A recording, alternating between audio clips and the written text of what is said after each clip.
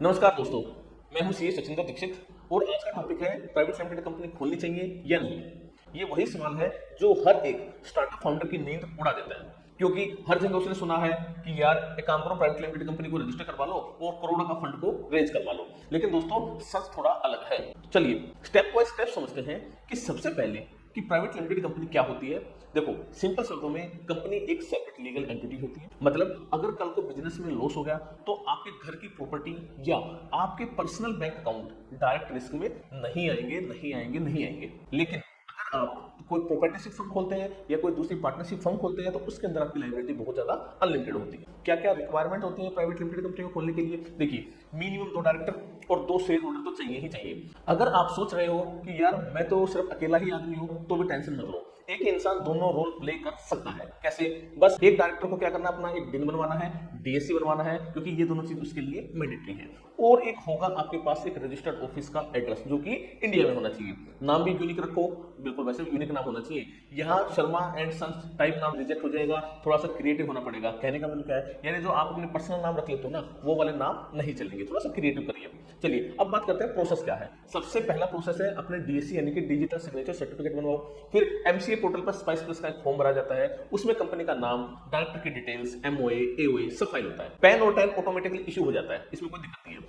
अगर आप चाहो तो जीएसटी और ईपीएफ का रजिस्ट्रेशन भी इसी में ले सकते हो। और हाँ, अगर आपने सोचा था कि यार कंपनी बनाने में महीने लग जाएंगे तो गलत है भाई। अब ये प्रोसेस जनरली 7 से 10 दिन में कंप्लीट हो जाता है। बस जो दिक्कत आती है ना वो नेम अप्रूवल में होती है। नेम का जो फॉर्म होता है ना उसको अप्रूव करवाने में थोड़ा सा टाइम लग जाता है। क्या क्या खर्चा आएगा इसके बारे में जानते हैं, यानी कि क्या क्या लागत आएगी, कॉस्ट क्या रहेगी। यार सबसे ज्यादा लोग कंफ्यूज होते हैं। रियलिटी ये है कि इनकॉर्पोरेशन का खर्चा 15 से लेकर 20,000 के बीच में होता है। ये डिपेंड करता है आपकी जो प्रोफेशनल है उसके क्या क्या चार्जेस है, किस सीए से आप काम करवाते हो, किस एडवोकेट से आप काम करवाते हो और आपका स्टेट कौन सा है, क्योंकि स्टेट के ऊपर आपकी जो स्टैम्प ड्यूटी है वो अलग अलग लगती है। अगर आप चाहते हो कि सारे डॉक्यूमेंट्स, ड्राफ्टिंग, जीएसटी रजिस्ट्रेशन एक ही प्रोफेशनल के पास हो जाए तो लगभग 20 से 25,000 रुपए का बजट आपको रखना होगा। मतलब एक आईफोन के कवर के प्राइस में लगभग आज आपकी सारी की सारी कंपनी खुल जाएगी।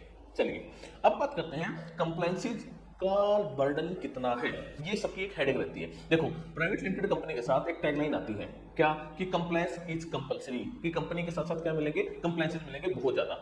चलिए इस मिथ को भी दूर करते हैं। हर साल आरओसी की फाइलिंग करवानी पड़ती है, बिल्कुल करवानी पड़ती है, जैसे कि एओसी 4, एमजीटी 7, ठीक है, डीआईआर, केवाईसी करवानी पड़ती है, बिल्कुल है, इसमें कोई दिक्कत नहीं है। ऑडिटर अपॉइंट करना कंपलसरी है 30 दिन के अंदर। ऑडिटर हर कंपनी को अपॉइंट करना ही करना होता है, चाहे उसकी सेल 1 लाख हो, 1 रुपया हो, 1 करोड़ या फिर 100 करोड़ रुपए हो।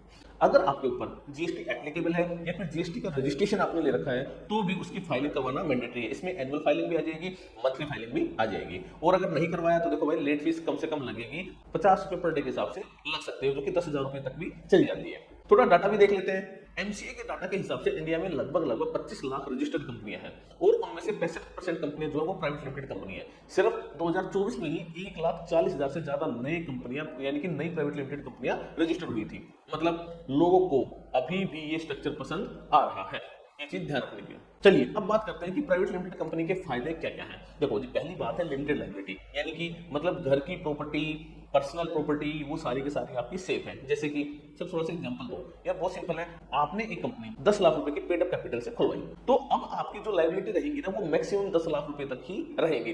कल को उस कंपनी में कोई दिक्कत आ जाए, कोई फाइनेंशियल प्रॉब्लम हो जाए तो आपके पर्सनल एसेट्स जो है ना वो आपके सेफ रहेंगे, प्रोवाइडेड आपने पर्सनल एसेट्स को एज ए गारंटी ना दे रखा हो। दूसरा, इन्वेस्टर के लिए एक अट्रैक्टिव होता है बहुत ज्यादा, एंजल इन्वेस्टर और वीसी प्राइवेट लिमिटेड कंपनी ही प्रेफर करते हैं। ठीक है, ये जो से जरूर ध्यान रखना, प्रोप्राइटरशिप फर्म या पार्टनरशिप फर्म के अंदर कुछ भी नहीं होता। कंपनी की क्रेडिबिलिटी बहुत ज्यादा होती है, क्लाइंट भी ट्रस्ट करते हैं। जितने भी बड़े टेंडर या बड़ी कंपनीज अगर आप देखोगे तो वो हमेशा काम उसी से करते हैं जो कि खुद में एक प्राइवेट लिमिटेड कंपनी हो। परपेचुअल सक्सेशन रहता है डायरेक्टर्स का, भाई डायरेक्टर बदलेंगे, जाएंगे, आएंगे, कुछ भी हो, लेकिन कंपनी हमेशा चलती रहेगी। ये नहीं होता है कि एक डायरेक्टर की डेथ हो गई, एक डायरेक्टर ने अपनी रिटायरमेंट ले ली तो कंपनी भी बंद होगी, ऐसा बिल्कुल भी नहीं है। इसके अलावा सरकार ने भी ना टैक्स में बड़ी छूट दे रखी है। ठीक है, अभी जो टैक्स लगता है वो 22% के हिसाब से लगता है, उस चार्ज लगता है। हालांकि जो इफेक्टिव रेट है वो लगभग 25% के हिसाब से चली जाती है। इंडिविजुअल के केस में वो लगभग 40 से 42% तक चली जाती है, तो ये सबसे बड़ा फायदा होता है। अब बात करते हैं कि अगर इतने ही ज्यादा फायदे हैं तो सारे लोग प्राइवेट लिमिटेड कंपनी क्यों नहीं खुलवा लेते हैं। भाई उसके पीछे रीजन है, कुछ ड्रॉबैक्स है, कुछ लिमिटेशंस है, वो आपको ध्यान रखनी पड़ेगी। क्या क्या? अगर आप एक छोटा सा बिजनेस कर रहे हो, जैसे कि ब्यूटिक है, कोई छोटी मोटी ट्रेडिंग फर्म है, कोई हल्का फुल्का मैन्युफैक्चरिंग का काम है जिसके टर्नओवर 20-25 लाख रुपए तक है, तो भाई अननेसेसरी कंप्लायंस के बर्डन में मत घुसो, अपनी एक प्रोप्राइटरशिप फर्म या पार्टनरशिप फर्म को खुलवा लो, प्राइवेट लिमिटेड कंपनी के अंदर मत जाओ। क्यों? क्योंकि आरओसी, ऑडिट, टैक्स फाइलिंग, ये सब उसके अंदर ना मैंडेटरी है।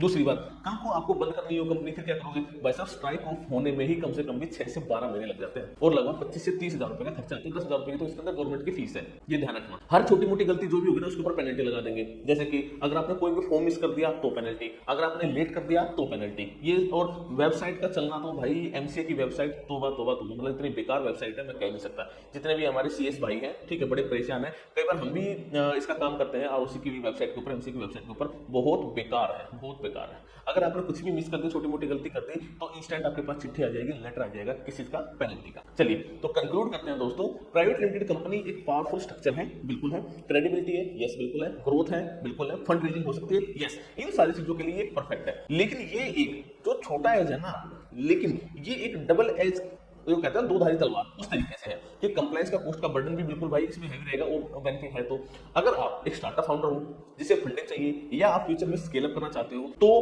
प्राइवेट लिमिटेड कंपनी आपके लिए बेस्ट है। लेकिन अगर आप स्मॉल ट्रेडर हैं, फ्रीलांसर हैं, तो आप अपना भाई काम प्रोप्राइटरशिप फर्म के अंदर ही चला दो। सोच समझकर डिसीजन लो।